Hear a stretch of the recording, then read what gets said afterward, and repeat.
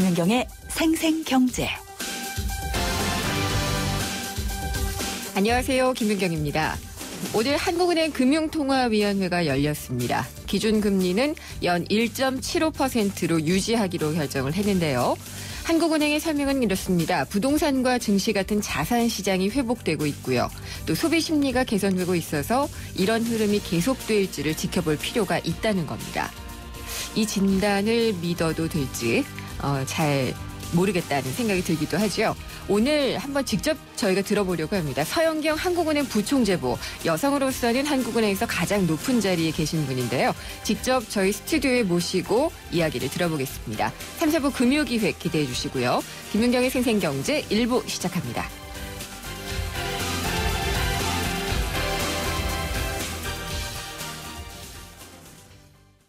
바람이 불어오는 곳. 전기료가 걱정이라면 에어컨을 끄세요. 두 개 중에 하나만. 바람에 내 몸 맡기고 하나의 바디, 두 개의 에어컨. LG 휘센 듀얼 에어컨. 발빠르게 전하는 증시 마감 시황. 따끈따끈한 오늘의 증시 소식과 함께 심층 분석 시작합니다. 오늘의 증시 분석. 김윤경의 생생경제 베러앤디퍼런트 르노삼성자동차 제공으로 1부 시작하겠습니다. 오늘 증시부터 볼까요? NH투자증권의 김병현 연구원이 연결돼 있습니다. 안녕하십니까? 네, 안녕하십니까? 네. 혹시 이 요일별로 증시가 좀 패턴을 보이는 게 있나요? 금요일이 되면은 좀 약세를 보이는 게 있기도 합니다. 아, 예. 그래요? 예, 패턴이 있기도 한데 사실은 그게 정확히 잘 들어맞지는 않고요. 네. 미국 같은 경우에는 워낙 증시의 역사가 오래되다 보니까 어떤 요일별 그리고 날짜별 그런 오르고 떨어진 거를 통계적으로 내놓은 책자도 있습니다. 아, 네. 그렇군요. 근데 네네. 금요일에 하도 떨어지는 것 같아서 여쭤봤는데 오늘 지수는 어떻게 끝났나요? 오늘 13.83포인트 빠진 216.50포인트를 나타냈습니다. 네. 저도 금요일마다 빠지는 거 아닌가 해서 달력을 좀 봤는데요. 네. 저번 주에 제가 전화 연결을 했을 때 네. 그때 당시에 종가가 2,085포인트니까 그때를 바닥으로 해서 그래도 네. 한 일주일간 좀 올라왔다고는 볼 수 있을 것 같습니다. 그러네요. 슬금슬금 또 2100선 위로 네. 올라온 것 같습니다. 네. 코스닥 시장은 어땠나요? 코스닥은 오히려 반대로 좀 올랐습니다. 예. 6.13포인트 오른 705.40, 700포인트를 다시 네. 탈환하는 모습을 보였습니다. 그렇군요. 오늘 기관이나 외국인들 개인 흐름은 어땠나요? 사실 수급은 예. 그렇게 나쁘진 않았습니다. 다만 매매가 그렇게 많이 일어나지 않은 이런 모습이었고요. 네. 외국인은 353억 코스피에서 순매수를 보였고 다만 이제 기관들이 좀 많이 파는 모습을 보였습니다. 그래서 2,644억을 기관들은 코스피에서 매도를 했고요. 예. 코스닥 같은 경우에는 외국인은 코스피와 유사하게 한 300억 원대 순매수를 했고 기관들은 한 480억 순매수하는 모습을 좀 보였습니다. 아니 근데 기관은 이 정도면은 굉장히 많이 판 거 아닌가요? 그 중에서 이제 금융 투자 네. 쪽, 그러니까 증권회사 쪽이 좀 많이 파는 모습을 좀 보였는데, 아무래도 옵션 만기 폭풍이라고 생각을 할 수도 있을 것 같고요. 네. 오늘 이제 금통위가 있었습니다. 그렇죠. 전반적인 거는 무난했습니다. 금리 동결이고, 금리 인하를 주장하는 이제 소수로는 1명 정도였는데, 아무래도 추가적인 금리 인하가 있을 수도 있겠지만 어느 정도 금리 동결이 지속이 되지 않을까라는 이런 예상에 따라서 그동안 금리에 따라서 민감도가 높은 증권이나 건설주를 좀 많이 판 것으로 보입니다. 그렇군요. 증권과 건설 업종들이 좀 하락세가 좀 많이 나타났고요. 증권은 업종별로 보면 3.75%니까 상당히 많이 빠졌고 건설업도 3% 넘는 네. 이런 하락세를 보였습니다. 금융, 보험 이런 것들도 다 빠졌네요. 금융보험도 같이 빠졌는데 네. 일단은 증권이나 이런 쪽이 좀 더 많이 빠졌다라고 보실 수가 있고요. 금리가 이제 만약에 상승 기조다라고 예. 생각을 한다면은 오히려 은행이나 보험 쪽은 이제 상승 흐름을 나타내겠고 반대로 이제 증권이나 건설은 좀 안 좋은 흐름을 보일 가능성이 높습니다. 예. 오늘 좀 좋은 흐름 보인 종목이나 업종은 어떤 건가요? 오늘은 뭐 업종별로 본다면은 여전히 뭐 그 제일모직 예. 좀 5%대 상승을 좀 나타냈고요. 그리고 요즘 가장 핫한 주식들이죠. 뭐 화장품과 바이오가 상당히 여전히 계속 좋은데 아모레 G, LG생활건강이 각각 3.9% 그리고 2.3% 정도의 상승세를 나타냈습니다. 아모레 G라고 하셨나요? 아모레 퍼시픽이요? 아모레 G도 있고 아모레 퍼시픽도 있는데요. 아모레 퍼시픽은 이제 분할 상장을 해서 네. 오늘 2% 정도 상승을 했고요. 아모레 G는 거의 한 4% 가까이 상승을 했네요. 그렇군요. 코스닥 네. 쪽에서도 마찬가지 흐름인가요? 코스닥도 거의 마찬가지 흐름을 좀 보였습니다. 코스닥은 아무래도 700선을 탈환하면서 상당히 좀 뜨거운 모습을 좀 보인 이런 상황이었고요. 네. 대부분 어떤 뭐 바이오나 이런 쪽으로 좀 많이 좀 올랐던 것 같고 지금 네 그런 것 같습니다. 네, 그렇군요. 다음 주는 어떤 투자 전략을 조언을 해주시겠어요? 다음 주는 중요하게 남아있는 게 일본의 BOJ라고 그래서 일본의 통화정책 회의가 예정이 되어 있고요. 우리나라 금통이죠. 예. 그렇죠. 우리나라 치미지 금통이고 미국의 4월 FOMC 회의록이라고 그래서 예. 전달에 회의했던 내용을 이제 공개를 하는 그러한 것들이 가장 큰 이슈입니다. 네. 일본은 계속적으로 좀 그 양적 완화 정책을 고수로 할 걸로 예상이 돼서 엔화 약세 흐름이 좀 더 지속이 될 거다라는 게 이제 중론이고요. 네. 미국의 어떤 이번에 의사록을 공개하는 거에 대해서는 어느 정도는 뭐 지난 1월에서 3월 그러니까 1사분기의 한파 때문에 경기 지표가 안 좋은 이런 모습이었기 때문에 네. 이번에 의사록에서는 뭐 어떤 큰 충격이나 이런 건 없겠으나 다만 소수론자들이 네. 6월 금리 인상이나 아니면 9월 금리 인상에 대해서 좀 얘기들을 좀 할 걸로 보여서 알겠습니다. 예, 그 포인트를 예. 잡을 수 있을 것 같습니다. 잘 들었습니다. 감사합니다. 네, 감사합니다. NH투자증권의 김병현 연구원이었습니다. 오늘 하루 당신이 꼭 알아야 할 경제 뉴스는 중요한 경제 뉴스를 콕콕 집어드립니다. 네, 오늘의 경제 뉴스 정리해 보겠습니다. 뉴스원의 최명용 기자입니다. 안녕하십니까? 네, 안녕하십니까? 네, 조금 전 증시 시황하면서도 얘기를 했지만 네. 한국은행 금융통화위원회가 열렸잖아요. 네, 그렇습니다. 그 결정 내용과 배경을 설명을 해주시죠. 네. 뭐 말씀을 이미 하셨겠지만 기준금리는 1.75%로 전달하고 똑같이 동결로 결정이 됐습니다. 네. 2개월 연속 동결인데요. 이 금리를 추가 인하할 가능성에 대해서는 여전히 조금은 있는 것 같습니다. 금융통화위원회가 7명의 위원들이 이제 네. 투표를 해서 결정을 하는데 한 명의 위원이 금리 인하를 해야 된다라고 주장을 했다고 합니다. 아직도 경기에 대해서는 조금 완연한 회복이라고 보기는 어려우니까 이런 금리 인하 가능성은 남겨두고 동결 조치를 내렸습니다. 근데 이주열 총재 설명을 들어보면은 네. 경기가 좋아지고 있다. 그래서 조금 더 지켜봐야 된다는 게 어떻게 보면은 이제 좀 경기가 나아지니까 금리는 더 이상 내리지 않겠다는 걸로 해석할 수도 있을 것 같던데요. 이 표현들이 예. 이 금통위가 끝나고 나면 이주열 총재의 말을 가지고 기자회견. 해석을 네. 많이 합니다. 그렇죠. 이 멘트에 대해서 뭐 토시가 어떻게 바뀌었네, 그럼, 전달하고 예. 어떻게 바뀌었네 네. 이런 얘기들을 하는데 오늘 얘기하셨던 것 중에 새로 들어간 단어가 심리라는 단어가 들어갔습니다. 심리. 예. 지난달까지는 뭐 경기 개선세가 보인다, 회복세가 보인다 이런 얘기했는데 경기에 대한 심리가 개선이 되고 있는 것 같다. 이렇게 표현을 했습니다. 네. 그러니까 약간은 낙관적이라고 볼 수 있는 부분을 조금 무게를 더 둔 것 같긴 한데요. 네. 완연한 회복세 이렇게 크게 강조를 하지는 않았으니까 조금은 보수적으로 이렇게 생각을 하는 것 같고요. 네. 또 한 가지 좀 말을 중요하게 하셨던 것 중에 하나가 가계부채 얘기인데 예. 가계부채가 급격하게 늘어난다는 거에서 다들 우려는 하고 있는데 이주열 총재는 감당할 수 없는 수준은 아니다라고 표현을 했습니다. 네. 그러니까 금리를 조금 더 낮은 상태에서 유지할 수도 있다라는 시사를 한 거죠.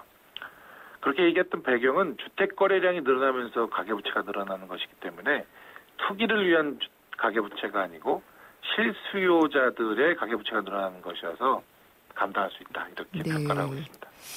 알겠습니다. 오늘 말씀도 그렇게 했군요.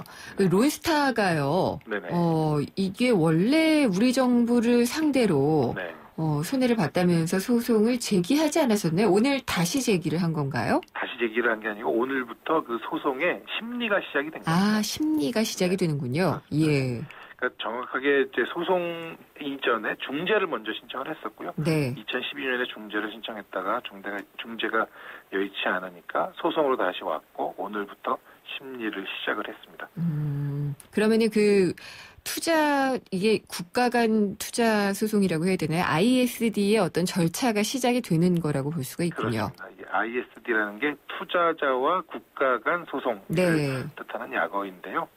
이 월드뱅크라고 국제기구 산하에 있는 분쟁 해결 센터에 이 소송을 제기를 했고요.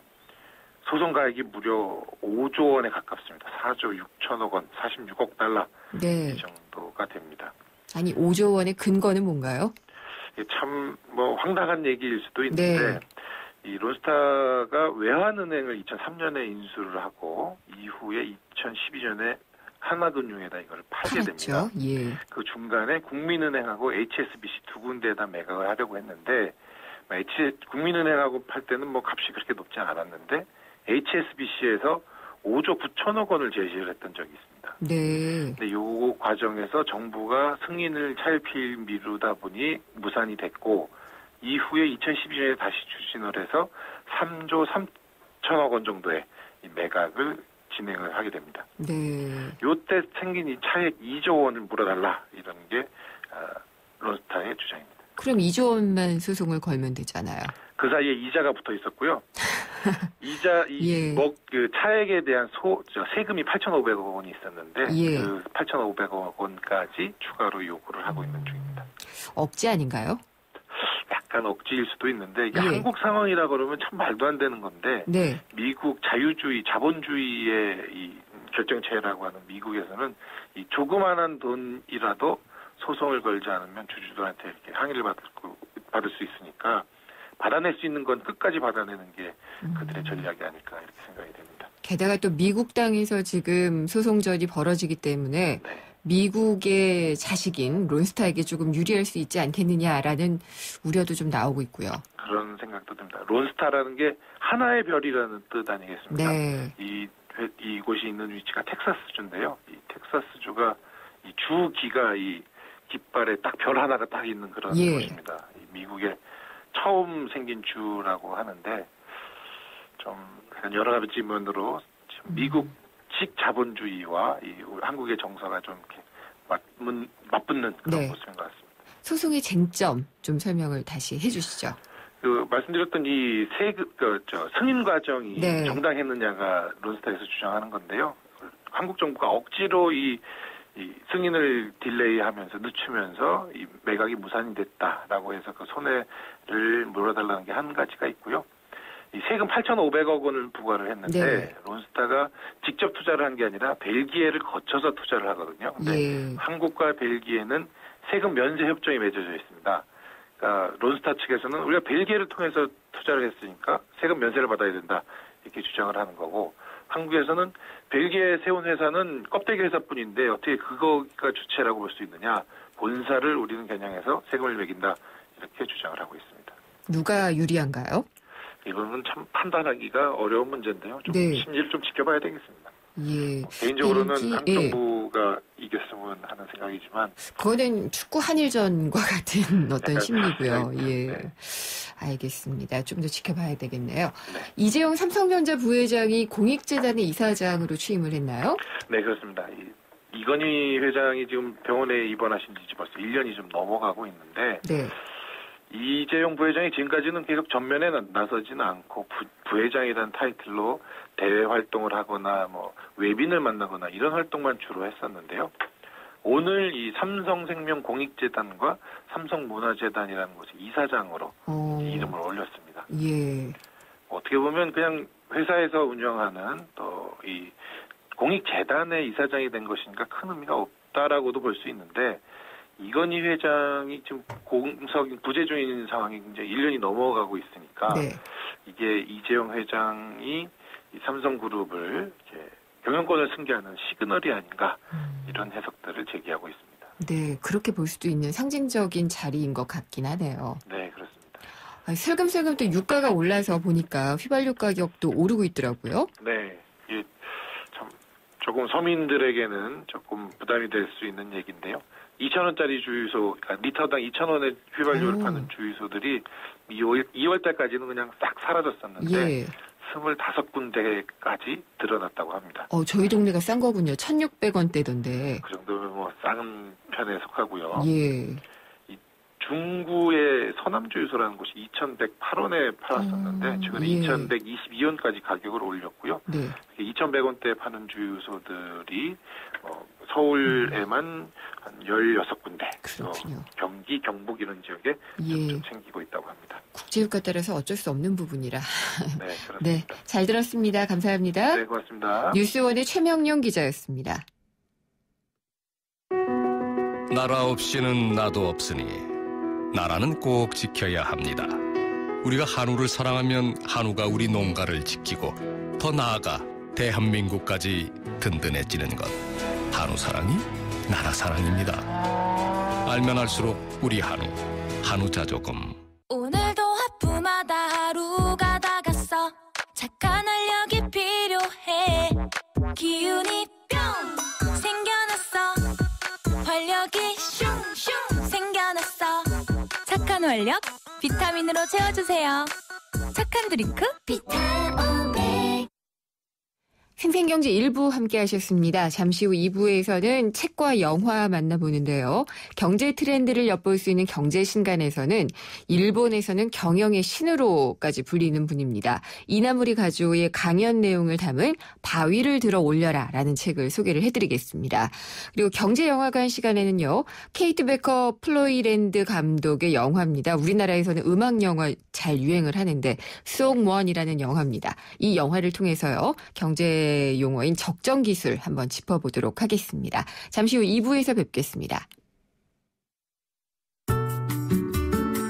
가는 발걸음마다 고개를 들어 바라볼수록 곳곳에 우리의 마음을 설레게 하는 예쁜 땅, 바로 대한민국입니다. 하지만 반짝이는 보석처럼 아름다운 이 땅을 제대로 볼 수 없는 분들이 많습니다. 이 아름다움을 소외된 이웃과 함께 느끼고 싶습니다. 나누면 나눌수록 더 행복해집니다. 2015 YTN 라디오 연중기획 함께 들어요 대한민국 IBK 기업은행과 함께합니다.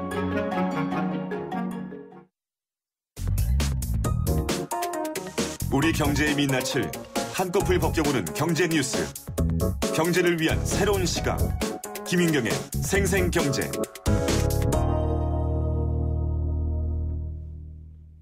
네, 생생경제 2부 시작하겠습니다. 생생경제에서 준비한 오늘의 퀴즈가 준비가 되어 있는데요.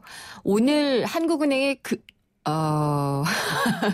금융통화위원회가 열렸습니다. 금통위 우리가 이렇게 줄여서 부르는데요. 통화신용정책에 관한 주요 사항을 심의를 하고 결정을 하는 이 은행의 기관입니다.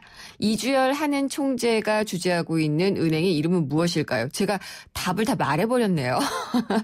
다시 되감기해서 들으실 수 있으면 되감기를 하시면 될 것 같은데요. 보기 드리겠습니다. 1번 연탄은행, 2번 혈액은행, 3번 한국은행입니다. 1번 연탄은행, 2번 혈액은행, 3번 한국은행. 금통위는 어디 소속일까요? 찾아주시면 됩니다. 정답을 알고 계시는 분들은요. 문자 보내주시면 됩니다. 문자 보내주신 분 중에 추첨을 통해서 오늘 경제신간에서 소개를 해드릴 책입니다. 경제신간 바위를 들어 올려라를 보내드리고요. 또 참 쉬운 중국어 문정아 중국어에서 10만 원 상당의 온라인 수강권도 준비를 해놓고 있습니다. 또 있습니다. 동대문 디자인 플라자 DDP에서 6월 6일부터 열리는 앤디 워홀 라이브전의 초대권을 한 번에 권당 4장씩 드리는 선물을 마련해 뒀습니다. 짧은 문자는 50원이고요. 긴 문자는 100원이 부과되는 휴대전화 우물정의 0945번, 우물정의 0945번으로 문자 보내주시면 됩니다. 보기 다시 한번 드리겠습니다. 1번 연탄은행, 2번 혈액은행, 3번 한국은행입니다. 정답은 우물정의 0945번으로 보내주십시오. 모두 다 하나 되어 대한민국 만세. 모두 다 행복하게 대한민국 만세. 마음을 나누어요. 행복을 만들어요. 다 함께 광복 70주년 하나은행과 외환은행이 금융으로 대한민국 만세를 외칩니다. 대한민국 만세. SK텔레콤이 이제 이상하기로 했어요. 새로운 건 처음엔 다 이상해 보이잖아요. 그때까지 없던 거니까. SK텔레콤도 지금까지 없던 새로운 세상을 만들겠다. 그 말이죠. 이상한 생각이 세상을 바꾼다. 이상하자. SK텔레콤. 도시의 여러분, 저 김연아는 평창에 있습니다. 맑고 깨끗한 강원 평창수와 함께요. 해발 680m, 평창의 깨끗함을 담은 강원 평창수로 오늘도 힘내세요. 평창 동계올림픽 공식 먹는 샘물 강원 평창수. 연아랑 마셔요. 생생경제가 뽑은 이 한 권의 책, 화제의 경제 신간.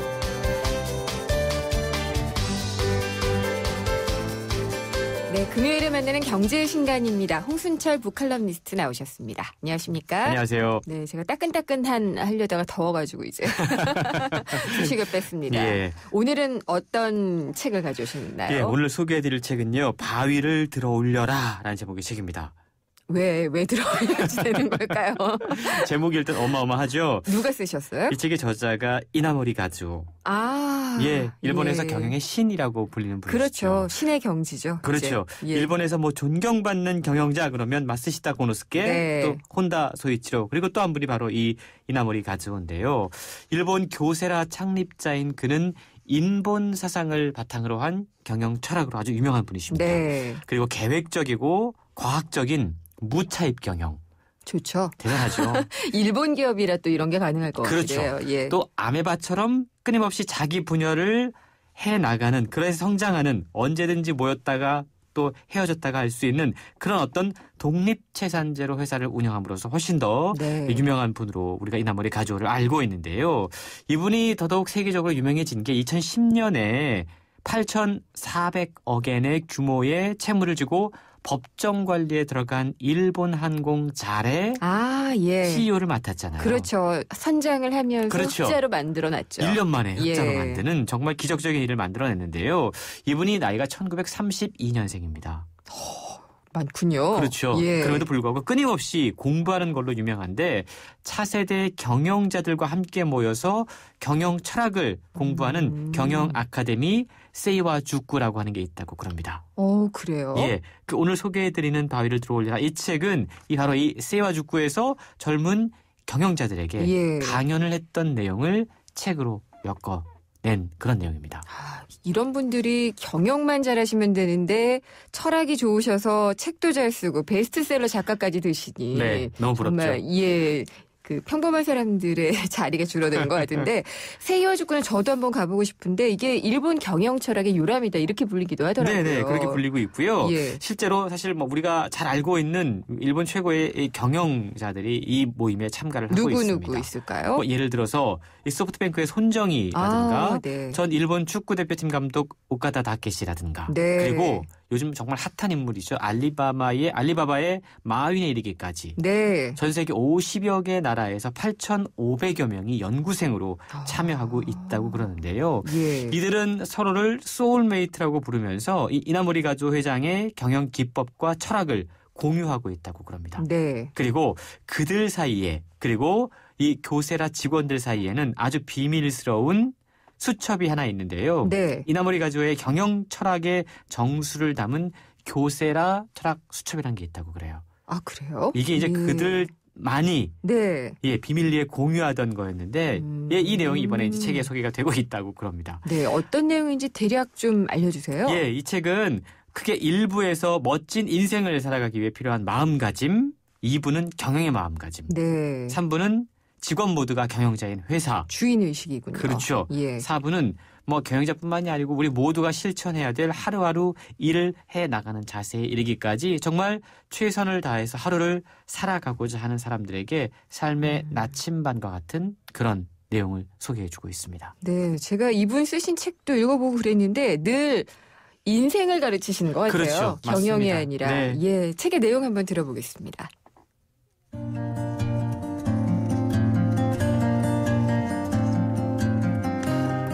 경영자, 즉 회사의 우두머리는 회사를 어떻게 끌고 가야 하는지에 대한 생각을 한순간도 잊지 않는다.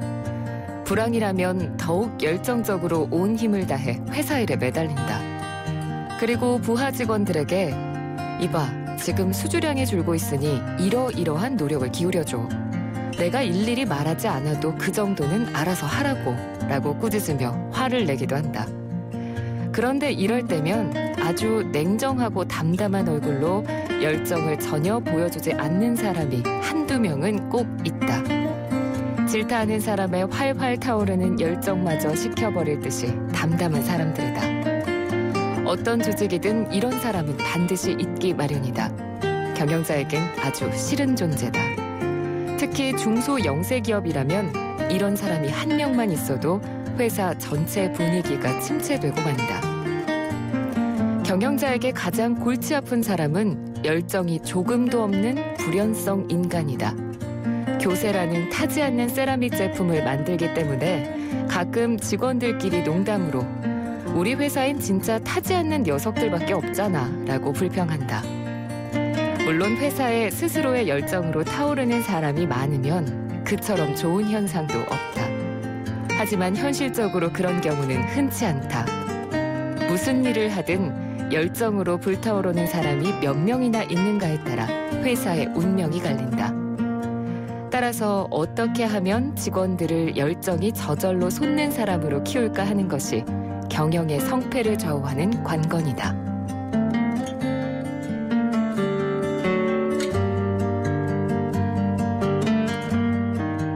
네, 이 불연성 인간 이 단어가 확 들어오는데요. 그렇죠. 보통 이 불연성 인간이 조직에는 8대2의 법칙이 적용이 되잖아요. 네. 8이죠. 그런가요? 예, 그리고 2가 움직이는 경우가 대부분이죠. 그럼요. 그러면 이제 2%가 이제 8대2 가운데 예. 2가 가연성 인간이 돼서 열심히 그렇죠. 활활 타고 타 올라야 되는데 참 근데 이제 중소업체인 경우에는 이런 사람이 아주 진짜 정말 한 명만 있어도 힘들죠. 회사 분위기를 좌우하는 경우들이 많이 있는데 이 책에 보면 사실 이나모리 가조가 처음에는 기술자였거든요. 네. 근데 그가 지금은 일본에서 뭐 최고의 경영자, 경영의 신이 될 수 있기까지의 과정들이 소개가 되고 있는데요. 저자는 그걸 일컬어서 교세라 철학이다라고 이야기를 합니다. 책에 보면 깨끗한 마음으로 소망을 그려본다. 네.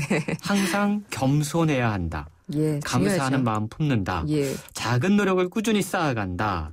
반성하는 삶을 산다. 이런 내용들이 소개가 되고 있거든요. 그러니까 어찌 보면 이 도덕 교과서에 나와야 될 법한 초등학교 1학년 도덕 교과서에 나올 것 같은데요. 이런 것만 우리가 정말 잘 지키고 경영을 해나가면 인생을 살아가면 정말 위험하지 않다라는 건데요. 경영을 지나치게 테크닉적으로만 어떤 전략과 전술적으로만 생각했던 분들에게는 답답한 이야기일 수 있겠지만 거친 풍파에도 살아남는 튼튼한 기업으로 우리가 우리 자신의 조직을 바꾸고 싶다면 뭔가 좀 반석이라고 할 수 있는 든든한 철학이 있어야 된다는 것이죠. 네. 반석이라는 말을 성경에서 처음 배웠는데 반석 위에 지은 집은 정말 쓰러지지 않잖아요. 그렇죠. 예. 그러니까 이런 경영 철학 없이 헛된 어떤 테크닉만 부려서는 안 된다. 맞습니다. 그런 것 같네요. 철학의 중요성에 대한 이야기를 하고 있는 건데요. 예. 이 이나모리 가조는 이 카르마 경영이라고 하는 책에서 불교 용어인 업보. 이게 카르마를 번역하면 업보거든요. 네. 이걸 경영에 접목시킨 바가 있었고 이번 책에서도 그 내용을 소개를 하고 있는데 이 카르마라고 하는 건 어떠한 현상을 이끌어내는 정체모를 원동력이라는 거예요. 그러니까 생각한 게 원인이 돼서 실제로 그 결과가 현실로 나타나는 겁니다. 그러면 내가 이건 꼭 해내고 말겠어라든지 그렇죠. 어떤 긍정과 열정. 맞습니다. 뭐 이런 걸 가지라는 얘기겠네요. 비슷한 얘기 있었잖아요. 세계적인 베스트셀러 시크릿. 끌어당김의 법칙이거든요. 예. 이게 사실 불교 영화 카르마와 통한다라는 거죠. 이나모리가 준 이러한 원리를 가지고 인생 방정식이라고 하는 걸 만들어서 소개를 하고 있는데요. 어떤 방정식이죠? 인생의 성공, 인생의 결과는 네. 사고방식 곱하기 열정 곱하기 능력이다라고 이야기합니다. 우선 능력 다 아실 겁니다. 예. 능력은 타고난 거죠. 재능, 예. 지능, 선천적인 기질을 의미를 합니다. 열정 너무나 중요하죠. 일을 하고자 하는 정열이나 노력하고자 하는 마음, 후천적인 요소입니다. 네. 능력과 열정은 각각 0점부터 100점까지 점수를 매길 수 있다고 그래요. 이 능력이라든지 열정은 많은 분들이 갖고 있는데 저는 사고방식이 마이너스가 아닌가 이런 생각을 좀 해보거든요. 맞습니다. 0인 사람도 있을 것 같고요. 역시 선견지명이 있으신데요. 네. 인생의 결과 마지막 세 번째가 사고방식인데요. 마음가짐, 삶의 자세, 철학, 우리가 흔히 얘기하는 애티튜드라고 해도 좋을 것 같습니다. 네. 앞서서 능력과 열정은 점수가 0점부터 100점까지라고 말씀드렸잖아요. 근데 이 사고방식은 마이너스 100점부터 플러스 100점까지 점수의 폭이 넓다고 그럽니다. 좋은 사고방식과 나쁜 사고방식이 있기 때문인데요. 네. 그리고 여기서 또 한 가지 인생 방정식이 곱셈이라는 사실을 덧셈이 아니라 주목을 해야 되는 거죠. 그래서 능력과 열정이 아무리 뛰어나다고 하더라도 사고방식 하나가 잘못되면 즉 부정적인 생각을 많이 하는 막 속이 막 찔리는데요. 저는 마이너스의 사고방식을 갖고 있는 사람들 그 사람들의 결과는 마이너스가 될 수밖에 없다는 겁니다. 그러니까 인생 방정식, 인생의 결과는 사고방식 곱하기 열정 곱하기 능력 가운데서 사고방식이야말로 정말 우리의 삶의 자세, 태도야말로 인생에서 가장 중요한 것이고 마찬가지로 경영에서도 가장 중요한 것이다. 이것을 우리는 반드시 꼭 기억해야 된다라고 저자는 책을 통해 이야기를 하고 있는 겁니다. 저 긍정적으로 바꿀 수는 있는 거겠죠? 이게 지금 너무 밑으로 가 있는 것 같은데. 마이너스부터 마이너스 100에서 플러스 100까지 있다는 얘기는 그 사이를 오갈 수 있다는 거거든요. 그러니까 얼마든지 마이너스에 있다고 절망하지 말고 플러스 쪽으로 옮기려고 끊임없이 자기 자신을 북돋아주고 많은 사람들과의 좋은 교우와 여러 가지 관계들을 통해서 삶을 좀 낙천적으로 바라보는 어떤 마음가짐들 가져보는 것이 중요하다라고 저자는 이야기를 하고 있는 겁니다. 이나모리 가지고 이분은 신적인 존재라 실패는 없었을까요? 책에 소개된 내용들을 보면 처음에 처음에 사업을 시작했을 때는 좀 어려운 부분들이 있었는데요. 그 이후에는 성공 가도를 달리고 있는 것 같아요. 그리고 무엇보다 저는 정말 기적적인 게 자를 어떻게 1년 만에 적자에서 흑자로 돌릴 수 있었을까? 그거 하나만 보더라도 이분이 도대체 마술사 같은 역할을 한 거잖아요. 얼마나 일본 내에서 정말 신으로 불리는 분인지 우리가 알 수 있는 대목인 것 같습니다. 알겠습니다. 겸허한 자세로 그리고 또 열정적인 자세로 삶을 좀 살아나가야 되고 그게 경영의 기반이다라는 얘기였습니다. 오늘 얘기 잘 들었습니다. 감사합니다. 네, 감사합니다. 홍순철 칼럼니스트였습니다.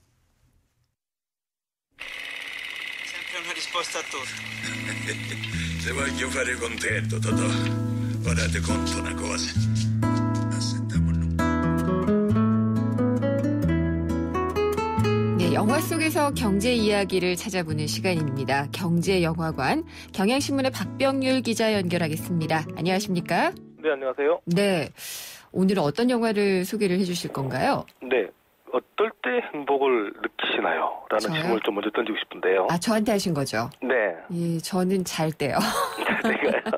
제일 행복해요. 네, 그것도 맞는 얘기입니다. 근데 이제 경제학에서는 소비를 할 때다 얘기를 합니다. 소비를 해서 그 소비에 따른 만족감이 느껴질 때 사람은 행복감을 느낀다. 박병일 기자도 그러세요? 그럴 때도 있고 아닐 때도 있죠. 아무래도 좋은 물건을 사게 되면 이제 기분이 좋아지는 이런 건데, 근데 사실 상당히 이제 경제학적인 이제 시각입니다만, 그때 이제 느껴지는 효용, 이 가치로 사실 경제학이 시작이 됩니다. 그렇죠. 그런데 이제 최신 스포츠카의 최고급 옷, 명품백, 사실 사면 기분이 좋은 건 사실이고요. 또 어떤 분은 상당히 행복감을 느낄 텐데 효용이 금방 떨어지기도 해요. 맞습니다. 그러다 보니까 사실 때로는 보면 이제 추억에 젖은 손때 묻은 물건들 이런 것들이 어떤 경우는 마음을 더 풍성하게 하고 행복감을 느끼게 할 때가 있는데요. 만약 내가 그런 경험을 해봤다라고 한다면 볼만한 영화입니다. 송원이라는 영화인데요. 상당히 아날로그틱한 영화다 이렇게 뭐 말씀을 드릴 수가 있을 것 같고 이 노래 그 영화의 제목 송원은 이제 그 노래를 하다 뭐 이런 뜻인데 내가 좋아하는 노래 혹은 나에게 치유가 되던 이제 바로 그 노래 뭐 이런 뜻입니다. 누구나 하나쯤은 자신이 좋아하는 노래가 있을 텐데 그 노래 들으면 과거의 사람이 생각나기도 하고요. 또 마음의 치유가 되기도 하는 이제 그런 노래들 그걸 하는 겁니다. 그런 박병규 기자 이 얘기하시면서 누구 떠올리셨죠? 그랬을 것 같아요. 네. 영화의 내용 좀 설명해 주세요. 네, 이 영화에 이제 여성 주인공이 나오는데요. 프렌이라는 여성 주인공입니다. 인류학 박사 학위 논문을 준비하던 학생인데 앤 해서웨이가 연기를 하고 있습니다. 근데 이제 이 프레디의 동생이 어느 날 교통사고를 당합니다. 그 말을 듣고 이제 급히 귀국을 하는데 원래 이 누나 프레디 동생이 음악하는 것을 상당히 싫어해서 그것 때문에 이제 불화를 겪고 있던 상황이었습니다. 그러다 보니까 이제 누나 프레디는 죄책감이 빠지는데요. 우연히 이제 동생의 수첩을 펼쳐보니까 그 수첩에 동생이 자주 찾았던 식당, 클럽 이런 게 기록되어 있습니다. 그래서 이제 누나 프레니가 이곳을 따라다니면서 동생이 좋아했던 음식과 음악을 채집을 하는데 그러다가 동생이 아주 좋아했던 뮤지션 제임스를 또 만나게 됩니다. 그러면서 동생이 만들었던 데모 CD를 전해주는데 이 과정에서 누나 프레니와 그리고 이제 뮤지션인 제임스 둘이 호감을 느끼게 된다 하는 내용의 영화입니다. 그래요? 그 내용까지만 듣고서는 여기서 어떤 경제 이야기를 뽑아냈을지를 잘 모르겠는데 어떤 걸 이야기를 하실 건가요? 네, 이 누나 프레니가 이제 동생을 이해하기 위해서 가장 먼저 찾는 곳 영화상에서 이제 추금기로 이렇게 설정이 되어 있습니다. 전축이라고 부르는 그건가요? 맞습니다. 가서 이제 가정상에 가서 추금기 있나요? 이렇게 물어봅니다. 동생이 음악을 사랑하게 됐던 건 어릴 때 이 추금기를 듣고 나도 음악을 할 테야 이렇게 사랑하게 됐던 물건으로 나오고요. 그렇군요. 그리고 나서 이제 또 찾는 게 빈티지 건반입니다. 이게 또 동생이 예전에 되게 좋아했던 그리고 이제 또 프레니가 어렸을 때 연주했던 바로 이제 그 건반을 찾고요. 또 이제 프레니의 어머니가 중간에 연주를 하는데 아코디언을 연주를 합니다. 엄마가 아코디언을 연주하니까 프레니가 따라서 노래를 부르는데 어릴 때 이 가정에서 많이 했던 거고요. 또 이제 가수 제임스가 이제 아끼는 물품을 보니까 휴대용 CD 플레이어입니다. 아직도 이거 갖고 다니나 보죠? 네, 지금 다 이제 MP3 혹은 이제 스마트폰으로 다 바뀌었는데 이것을 계속 가지고 다니면서 듣습니다. 다 그러니까 추억의 물품들이에요. 맞습니다. 그러니까 이 영화상에서 이 가족들 그리고 이제 뮤지션인 제임스를 행복하게 하는 게 어떤 뭐 브랜드 뉴 제품이 아니라 손때 낡고 손때 묻은 그런 악기인데요.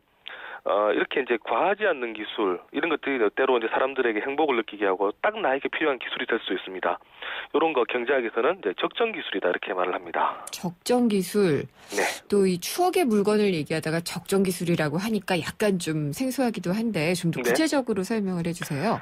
네, 해당 지역의 환경, 경제, 사회 여건에 맞는 기술을 말한다 이렇게 정의가 되어 있습니다. 많은 돈을 굳이 들이지 않더라도 누구나 쉽게 배워서 쓸 수 있는 기술이기도 한데요. 예를 들면 이런 게 있습니다. 아프리카 남서부 나미비아 사막에 가면 한 마을에는 지하수를 끌어들이기 위한 전기 펌프가 없습니다. 그 대신에 허공을 향해서 커다란 그물막이 하나 쳐져 있는데요. 왜냐? 이 지역은 안개가 많이 끼는 곳인데 안개가 이 그물막에 접촉을 하면 그 그물이 젖고 여기서 이제 물방울이 맺힙니다. 이 맺힌 물방울이 파이프를 타고 내려와서 항아리에 모이면 주민들이 바로 식수를 이용을 하는데 원래 같으면 이제 첨단 기술이 바로 전기 펌프인데 이 아프리카 한가운데서는 전기가 있을 리 없고요. 설사 있다고 하더라도 주민들이 돈이 없어서 돌릴 수가 없으니까 이 마을에 가장 맞는 적정 기술, 즉 그물막을 쳐놨다 이런 얘기인데 이게 바로 이제 적정 기술이라는 의미로 지금 쓰고 있습니다. 그렇군요. 그럼 이 적정 기술이라는 말은 누가 만들어낸 건가요? 네, 이 단어 나온 게 꽤 오래됐는데요.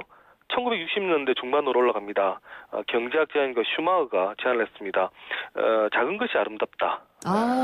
이 저서 아주 유명하죠. 유명하죠. 여기서 슈마흐가 중간 기술이라는 개념을 펴는데 즉 아주 첨단도 아니고 아주 낡은 기술도 아닌 딱 중간 기술이 우리에게 필요하다 이렇게 얘기를 합니다. 그런데 중간에 이 중간 기술이라는 단어가 적정 기술로 바뀌는데요. 왠지 중간이라는 쓰게 되면 첨단 기술보다는 좀 열등하지 않느냐라는 의미가 생겨서 그거보다는 인간에게 딱 맞는 기술, 지금 당장 나에게 딱 맞는 기술 이런 의미로 지금 적정기술이라는 단어로 쓰이고 있습니다. 그리고 적정기술 그러면은 어쩐지 그 개발도상국이 떠오르는데 제 생각이 연상되는 과정이 맞나요? 네, 맞습니다.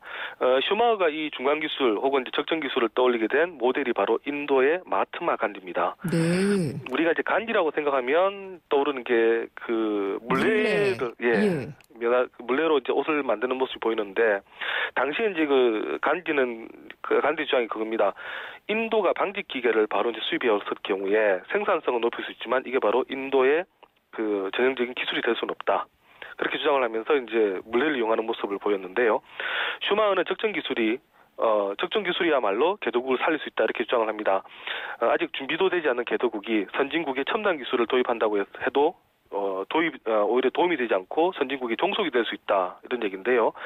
첨단 시설을 설사 선진국이 만들어준다고 해도 이걸 운영하려면 선진국 인력을 데려와야 되고 그러다 보니까 한꺼번에 개도국이 별 기회가 사라진다는 얘기입니다.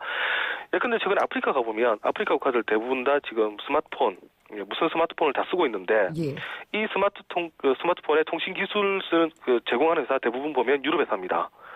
그리고 또 스마트폰을 만드는 회사 뭐 우리나라라든가 그리고 이제 아이폰 이런 쪽인데 결국 스마트폰을 그 아프리카에서 쓰긴 하지만 이 아프리카 국가 자체는 이 통신 서비스 시설을 할 수 있는 그런 회사도 없고요.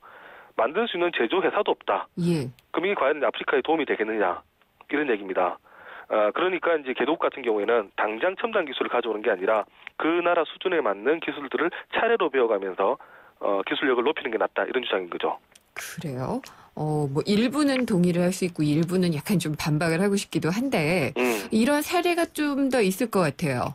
네, 제가 얼마 전에 제가 그 캄보디아를 가봤었는데 우리나라가 유상 원조로 하수 처리장을 지어주고 있습니다.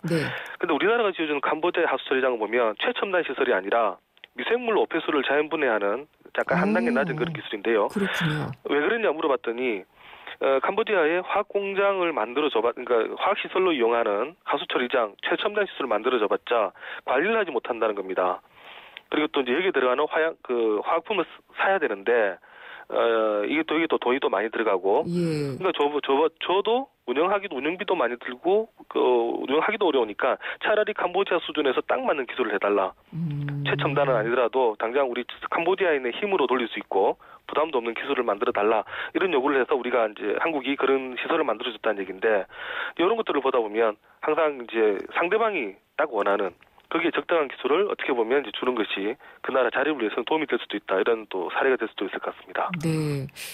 박병규 기자는 그럼 우리나라는 어느 정도의 적정 기술이 필요한 걸로 보시나요? 뭐 분야가 여러 가지가 있겠지만은요. 네, 근데 뭐 우리나라 정도 되면 이미 뭐 세계 10대 5국에 올랐고요. 예, 이제는 우리는 좀 첨단 기술 좀 필요하지 않을까. 네, 그런 생각이 좀 드네요. 그리고 적정 기술을 쓰고 있는데 우리의 첨단 기술을 전파할 수 있는 시장이 되는 게 아닌가 이런 생각이 들기도 하네요. 그렇죠. 너무 제가 지배적인가요?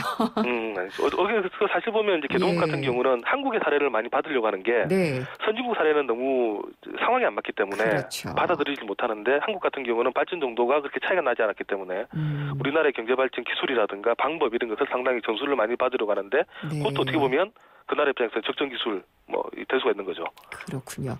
영화로 돌아가서 보면은 아까 CD 플레이어 얘기하셨잖아요. 네, 이게 우리의 그 추억의 영화 중에 하나인 건축학개론에서도 맞습니다. CD 플레이어가 굉장히 좋은 소품으로 쓰이는데 여기서도 이 뭐 사랑을 이뤄주는 이런 상징물이 되나요? 네, 사실 건축학개론은 그 영화상 시대의 배경이 1990년대니까. 당시에 유행했던 게 CD 플레이어고요. 그렇죠. 이 영화에서는 현 상황인데 CD 플레이어를 꺼내니까 약간 느낌은 다릅니다. 이제 제임스 집에 찾아가니까 휴대용 CD 플레이어가 있습니다. 이걸 본 이제 프레니가 CD 플레이어네 이렇게 막 반가워하니까 제임스가 이런 얘기를 합니다. 나 좀 구식이야. 이렇게 얘기를 하거든요. 그리고 이 영화에서 가장 멋진 장면이 두 사람이 기타를 치면서 뉴욕의 야경을 바라보는 그런 장면이 나오는데 그때도 다른 게 아니라 이제 기타를 치죠. 사실 기타도 좀 구식 그런 인스트루먼트인데 그걸 이용하는 모습이 나오고요. 또 프레니 엄마가 들려준 음악이 그 아메리카의 I Need You라는 노래인데 이 1970년 노래입니다. 이걸 갖다가 LP판을 꺼내서 들려줍니다. 이 영화 보다 보면 이 정도 기술, 아날로그 기술도 충분히 우리를 행복하게 할 수 있다. 알겠습니다. 오늘 말씀 잘 들었습니다. 감사합니다. 네, 감사합니다. 경향신문의 박병률 기자였습니다. 엄마라는 도전 헌신이라는 이름의 흉터. 때론 자랑스럽지만 달라졌으면 하는 여자 마음. 더마틱스 울트라로 흉터 달라질 수 있습니다. CPX 성분이 흉터를 흐리고 부드럽고 매끈하게. 흉터 전문 더마틱스 울트라. 본 제품은 의료기기입니다. 시흥 105 신도시에는 클래스가 다른 엄마들이 있습니다. 보내는 학교도 누리는 문화도 사는 공간까지도. 좋겠다. 할라비발디 엄마들. 서울대를 품은 신도시 시흥 105 할라비발디 캠퍼스 2차 5월 오픈 예정. 문의 1688-2600. 전해주고 싶은 얘기 바람병에 담으면 한글이 모자랄지도 몰라. 병 하나에 담을 수 없는 초정탄산수 이야기. 파란을 일으키다. 초정탄산수. 피곤해. 야근이다. 대리님도 부장님도 모두 힘내요. 50년의 역사 있는 피로회복 드링크. 50년 역사? 영진 구론산 밤원드. 50년 동안 언제나 피로회복에 영진 구론산 밤원드. 네, 생생경제 청취자 여러분, 상식 퀴즈 듣고 문자 많이 보내주셨는데 6008님, 뱅크 오브 코리아라고 부르죠. 전 세계가 금리 전쟁 중입니다. 서민과 자영업자들 걱정이 많습니다라고 했는데요. BOK 이거 맞춰주시면 됩니다. 4시 뉴스 듣고요. 생생경제 3부에서 뵙겠습니다.